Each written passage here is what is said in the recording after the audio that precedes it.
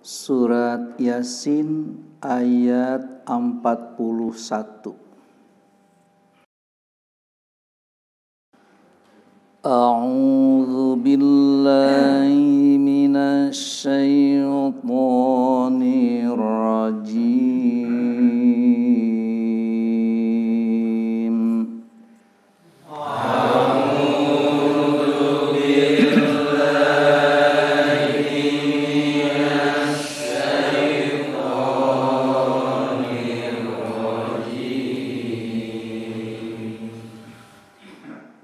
Wa ayatul lahum anna hamalna dzurriyyatahum fil fulkil mashhun.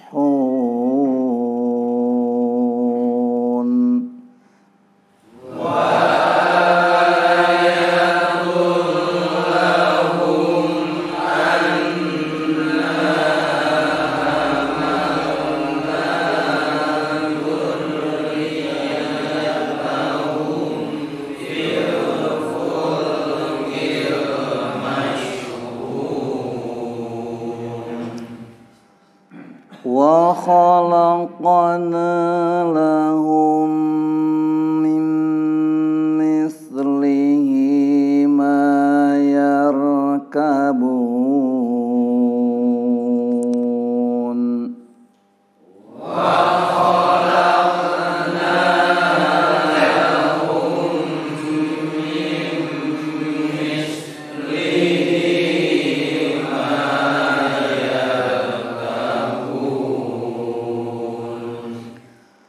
Wa inna nughriqhum fala sarikha lahum wa la hum yunqadhun.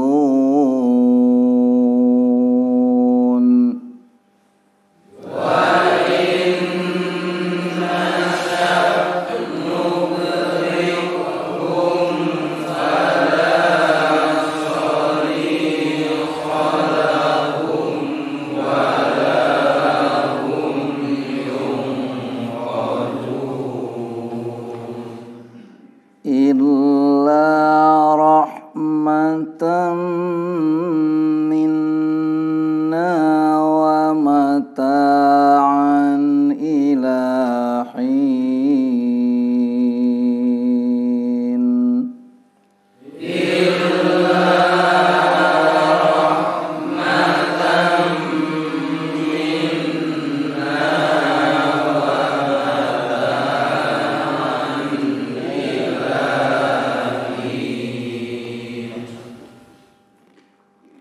Wa ayatul lahum, dan tanda kekuasaan Allah bagi mereka, anna hamalna, sesungguhnya kami muatkan, kami bawa, dzurriyyatahum, keturunan mereka, fil fulkil mashhun, pada bahtera yang dipenuhi. Wa khalaqna lahum, dan kami ciptakan bagi mereka, min mislihi, seperti bahtera itu, ma yarkabun, sesuatu yang mereka bisa kendarai. Wa innasya, jika kami berkehendak, nughriqhum, niscaya kami tenggelamkan mereka, fala sarikha lahum, maka tidak ada yang bisa menolong bagi mereka, walahum yunqadhun, dan tidaklah mereka itu bisa diselamatkan, illa, kecuali rahmatan minna, rahmat dari kami, wa mata'an, dan kesenangan, ila hinin, sampai tempo yang telah ditentukan. Wa ayatul lahum anna hamalna dzurriyyatahum fil fulkil mashhun. Ini atap ayat ini kepada ayat-ayat yang sebelumnya, di mana ada ayat yang ditunjukkan. Ayat yang pertama adalah ayatul lahumul ardul maitatu ahyainaha wa akhrajna minha habban faminhu yakulun. Lalu ayatul lahumul lailu naslahu minhun nahar. Lalu di sini wa ayatul lahum anna hamalna dzurriyyatahum fil fulkil mashhun. Satu tanda kekuasaan, satu demi satu Allah perkenalkan. Dari mulai kami menghidupkan bumi yang mati, lalu kami keluarkan daripadanya biji-bijian yang dari situlah mereka bisa makan. Sampai berkaitan dengan urusan pasangan jodoh, sehingga jodoh seseorang itu ternyata bukanlah rekayasa dari mertua, bukanlah rekayasa dari pihak keamanan, tapi betul-betul Allah lah yang menciptakan jodoh. Sehingga manusia mesti bertasbih. Subhanalladzi khalaqal azwaj. Sehingga orang tidak bisa habis pikir sugante moal ngajodoh. Dikira itu bukan pasangannya. Sehingga tidak sedikit orang cari pasangan dari Bandung ke Surabaya, di Surabaya milari jodoh ke Bandung. Cek urang mah tos we urang Bandung ke urang Bandung. Urang Surabaya kanggo urang Surabaya. Nyaeta teh teu kitu jodoh teh. Bahkan ketika ada seorang laki-laki kemudian mencari jodoh ke Surabaya, lalu mereka mendapatkan jodoh di sana. Jangan sekali-kali orang bertanya, ari di Bandung cenah teu aya istri? Apakah di Bandung itu tidak ada perempuan? Pan katelah mojang priangan. Nah, tentu tidak dalam posisi itu. Mengapa? Subhanalladzi khalaqal azwaj. Sekarang viral di media sosial, orang membayar mahar dengan sendal jepit. Begitu. Jadi lamun ngareret ka sendal capit teh hayang malikeun we nya lamun teh. Kalau seseorang ingin bercerai misalnya. Jadi waduh, ketika dikembalikan dikhawatirkan itu menjadi hulu ya. Wa ayatul lahum anna hamalna dzurriyyatahum fil fulkil mashhun. Apa yang dimaksud dengan wa ayatul lahum anna hamalna dzurriyyatahum fil fulkil mashhun? Bahwasanya satu di antara tanda-tanda kekuasaan Allah itu anna hamalna dzurriyyatahum, bahwasanya kami mengangkut cucu-cucu mereka, keturunan-keturunan mereka, generasi-generasi mereka. Caranya Allah menyelamatkan manusia hingga sekarang itu dikarenakan hamalna dzurriyyatahum fil fulkil mashhun. Bahwa dulu itu Allah binasakan kaum Nabi Nuh sampai habis itu. Dan kalau seandainya tidak ada yang diselamatkan pada perahu Nuh, maka kita pun tentu tidak akan ada. Maka pada waktu itu perahu Nabi Nuh itu dipenuhi oleh dzurriyyatahum. Bahkan bukan hanya manusia, tapi juga binatang-binatang, supaya dinaikkan pada perahu tersebut dan minta sepasang-sepasang supaya tidak putus keturunan, supaya tidak hilang, tidak tidak menjadi putus, sehingga satu pasang yang jantan dengan yang betinanya, sehingga tidak akan merusak lingkungan. Oleh karena itu, ibadah kurban memang tidak ada larangan dengan yang betina, tapi kalau setiap tahun yang betina itu dipotong,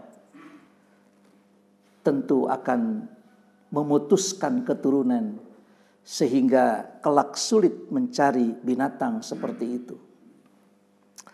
Oleh karena itu bijak sekali ketika Rasulullah hendak memotong hewan kurban, maka pilihlah hewan kurban yang jantan, yang akranain, yang saminain. Wa ayatul lahum anna hamalna dzurriyyatahum fil fulkil mashhun.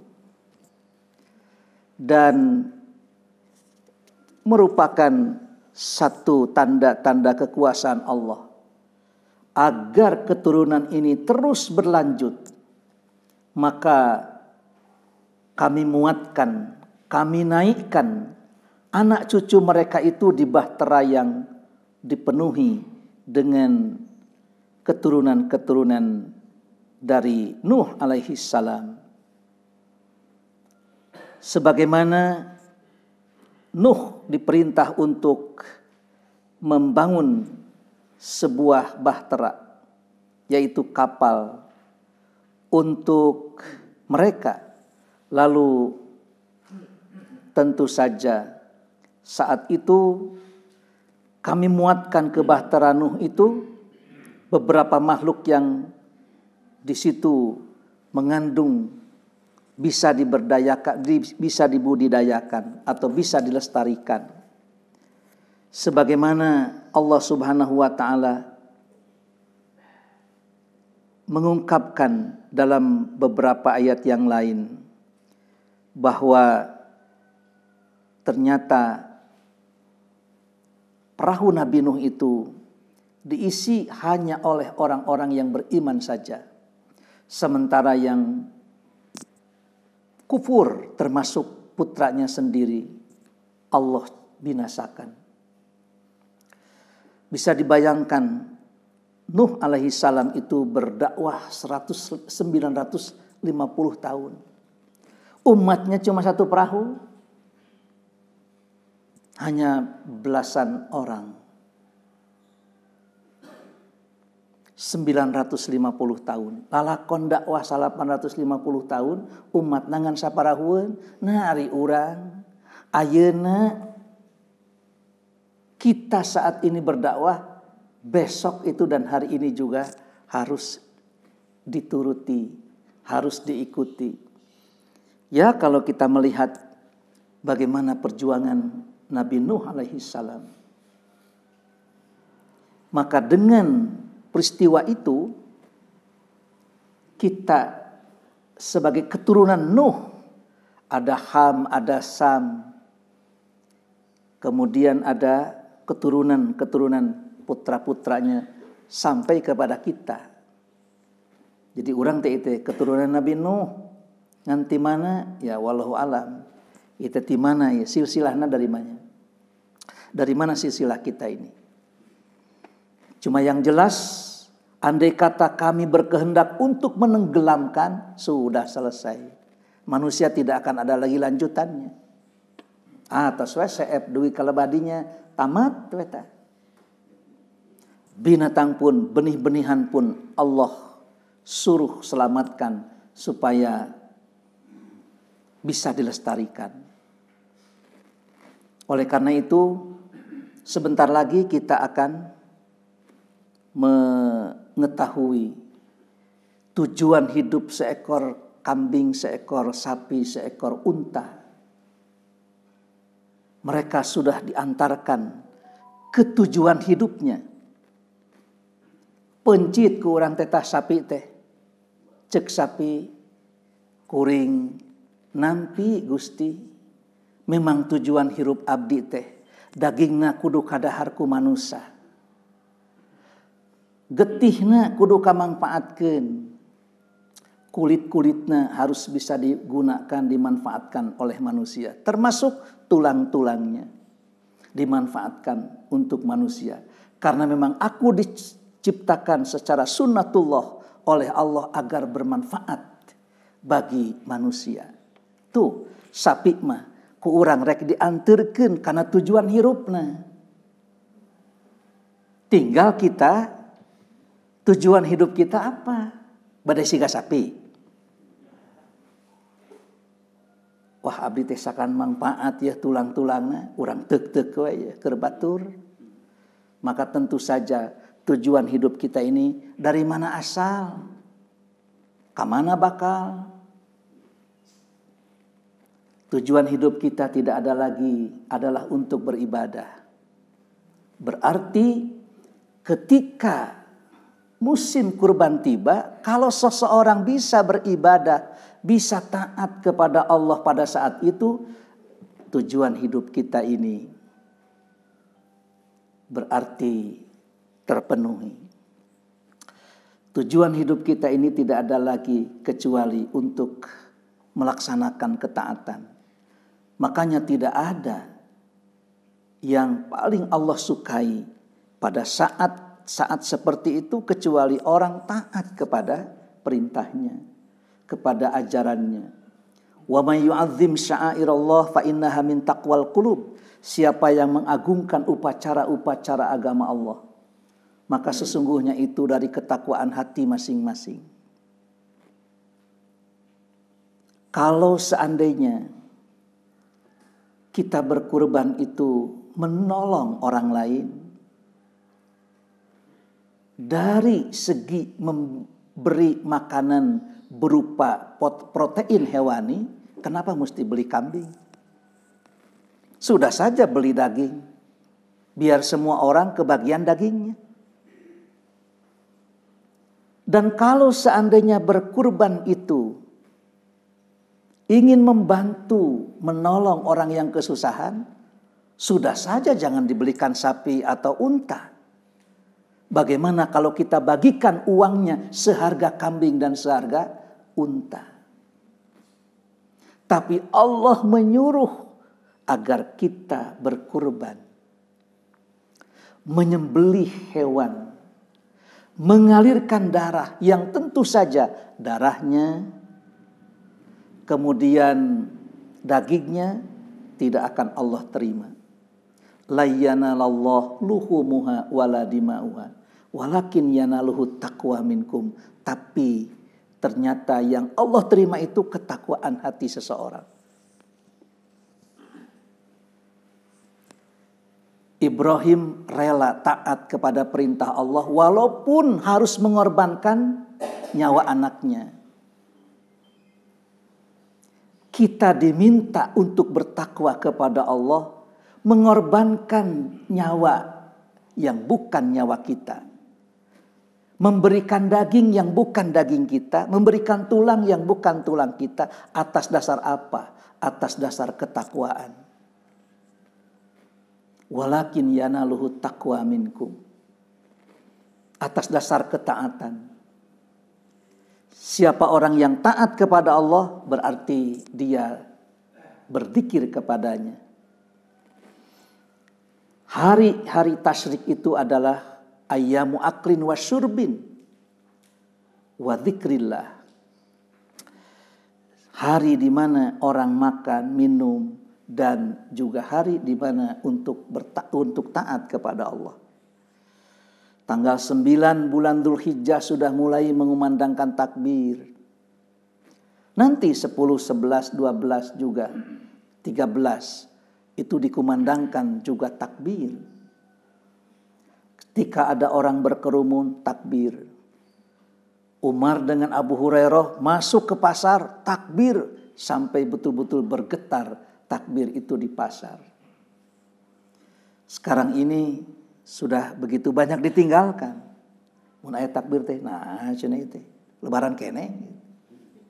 Mungkin menjadi sesuatu yang aneh. Tapi kalau kita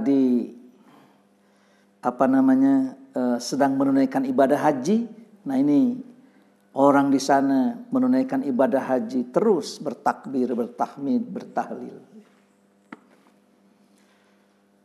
Wa khalaqna lahum min mislihi ma yarkabun, dan kami jadikan bagi mereka seperti bahtera itu, seperti kapal tersebut, ma yarkabun, sesuatu yang bisa mereka kendarai.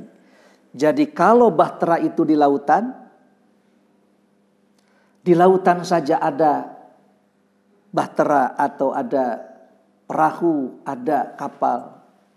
Tentu perahu Nabi Nuh tidak semodern perahu atau kapal di zaman sekarang. Kapal di zaman sekarang ini bisa memuat ribuan orang. Bahkan apapun bisa diciptakan di situ. Bikin kamar-kamar, ada ruang meeting, ada ruang tempat itu, tempat ini. Ada restorannya, ada macam-macam. Jadi ketika kita berada di tengah lautan itu, tak ubahnya seperti kita berada di daratan. Kesejukannya, kemudian juga ketenangannya. Karena kapal besar tidak akan terasa ombak pun, lain dengan perahu kecil. Perahu Nabi Nuh amat sangat sederhana, tapi yang pasti dia bisa berjalan di lautan. Sampai sekarang dimodernisir sehingga orang bisa membuat kapal pesiar, bisa membuat kapal selam. Walaupun di dasar lautan, orang bisa berjalan mengarungi samudra, mengarungi benua. Maka Allah ciptakan juga, Allah jadikan juga di daratan kendaraan yang bisa dipakai. Tentu pada waktu itu belum ada Toyota, belum ada Alphard, dacan ya haritam. Belum ada kendaraan sayyarot, waqitarot, watairat. Belum ada mobil, belum ada kereta, juga belum ada pesawat terbang. Jadi aya anu ngapung, aya anu di darat, aya anu di laut. Itu semua ternyata wa khalaqna lahum mim mislihi ma yarkabun. Tenaga air itu memang besar, sehingga air bisa memuat ribuan mungkin jutaan ton. Tapi ternyata udara pun berat juga atau bedas juga. Buktinya apa? Coba saja. Satu pesawat itu ada 450 orang. Kalau orang barat itu satu orangnya itu bisa 1 kuintal. Orang atau 50 kilo, 35 kilo. Tapi orang barat kan, orang Perancis itu bisa 1 kuintal. Kalau 400 itu berarti 4 ton. Belum lagi bawa kopernya segala macam masuk ke situ. Dari Indonesia ini kan 450 orang pergi haji ke sana. Dari sini bawa koper kosong, diisi dengan bermacam ragam macam makanan-makanan khas. Aya jamaroti, aya tarasi gitu. Kemudian dibawa ke sana ke Mekah. Nanti pulang dari situ, wah eta koperna teh jara dibarareuh, malah jara diananakan. Aduh, diangkut lagi ke sini. Tuh bedas pisan eta udara teh. Begitu juga kendaraan-kendaraan yang sekarang sudah begitu modern. Ada yang harganya miliaran, bahkan mungkin puluhan miliar. Puluhan miliar. Di Quran Allah menyatakan wal khayla wal bighala wal hamira litarkabuha wa zinatan. Ada kuda, ada bigol, ada hamir, ada keledai, ada bigol, ada kuda. Itu memiliki jenis yang berbeda walaupun itu kategorinya sama. Dan itu bukan hanya sebagai kendaraan tapi wazinatan, juga sebagai perhiasan.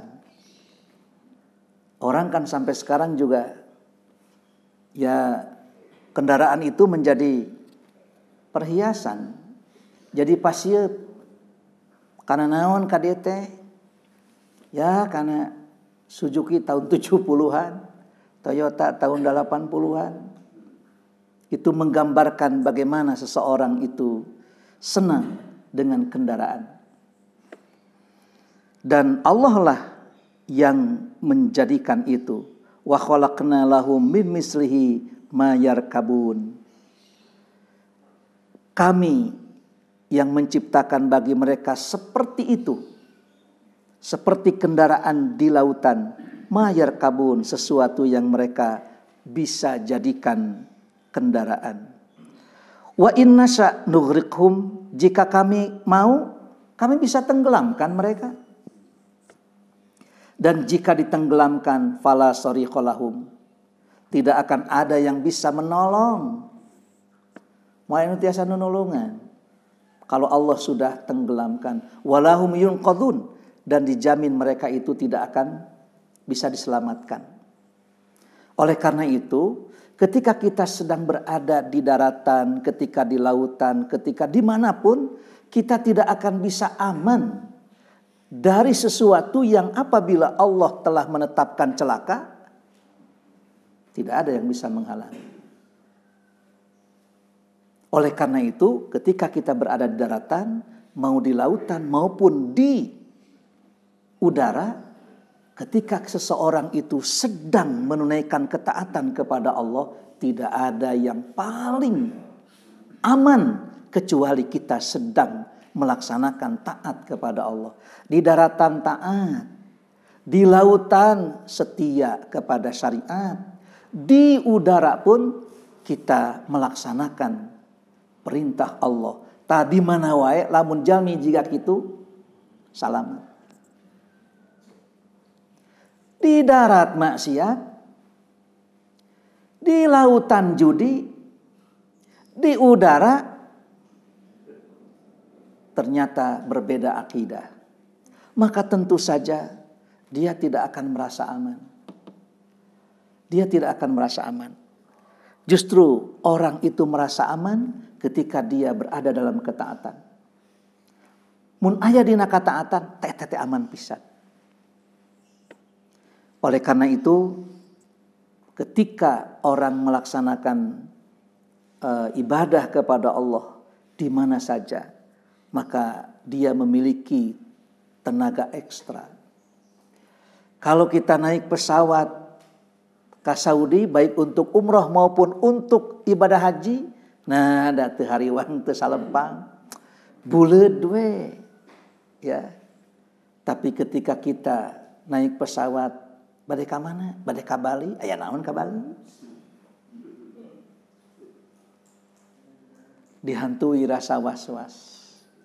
Bade ka mana? Bade ka Hong Kong. Aya naon ka Hong Kong? Tidak sedikit orang pergi ke Hong Kong, bahkan itu gratis, tidak diambilnya. Tidak diambilnya. Ah, moal cenah Ustad. Nah, di ditu teh kieu nu atos-atos oge. Abdi merek di ieu we cenah. Bade canak artosna we. Tah mending kitu we. Mending kitu we. Nyata cenah teu tiasa di canak artosna mah. Nya iker pengalaman pek we atuh. Ketika ada orang ngajak cenah orang ke Australia, kenaon ke Australia? Da teu apal Australia teu naon atuh. Sugan engke teh ditanya, ditakon ku malaikat. Anda tahu tidak Australia itu di mana? Sakitu negara tetangga, kunaon anjeun beu teu apal? Moal ditanya rasaan mah. Begitu diajak, Ustaz, urang umroh, mun ieu mah. Kalau ini baru. Tapi ketika orang mengajak ke Australia, ketika orang mengajak ke negara manapun, ya apabila tujuannya bukan untuk ibadah, kecuali kalau siru fil ardi fanzuru kaifa kana aqibatul ladzina min qablihim. Ya, kaifa kana aqibatul mukadzibin. Kaifa kana aqibatul mukadzibin. Oleh karena itu di sini Allah mengantarkan kalimat wa inna sya nughriqhum fala sarikha lahum wa lahum yunqadhun illa rahmatan minna. Akan tetapi ketika Allah memberikan rahmat dari kami dan mataan, kesenangan ilahin sampai pada waktu yang telah ditentukan. Tah tina saparahunu eta teh jarari urang ayeuna teh. Urang teh jadina teh lantaran tina parahunu eta. Perumpamaan kalian itu tak ubahnya perahu Nabi Nuh. Man rokiba naja, siapa orang yang naik ke perahu itu dijamin selamat. Wa man takhallafa anha ghariqa. Dan siapa yang keluar dari perahu itu dijamin akan tenggelam, akan hanyut. Tak urang teh itu badai naik moal kana perahu Nabi Nuh. Mun badai naik, ya sok atuh naik. Nu mawi cenah ini teh usum corona sanes teu hoyong kurban. Atuh da pan sememeh corona ge tara pan. Ai komo aya corona. Pan sateu acan corona teu aya sateu acan aya corona ge pantara. Komo aya alasan. Ternyata bukan urusan kemampuan, tapi urusan kemauan. Mau tidak? Ketika seorang itu mau, ternyata diantarkan. Sampai ada orang yang, abdi makajen 5.000, nabung. Dan ada orang yang sudah menyisihkan, ini hari Idul Adha, besok sudah mulai menabung lagi. Tahun depan itu sudah bisa menabung. Hasil tabungan bisa dibuka. Sabaraha cenah teh sakirangna 200.000 tuh 200.000 deui. Nah, cenah kurban teh 200.000 kapan nabung? Ya, sebelumnya sudah ada 3 juta. Sudah ada 3.500.000 kantun 200.000 deui.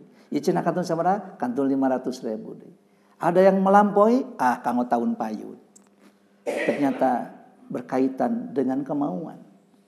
Dan setiap orang yang mau, Allah akan beri kemampuan.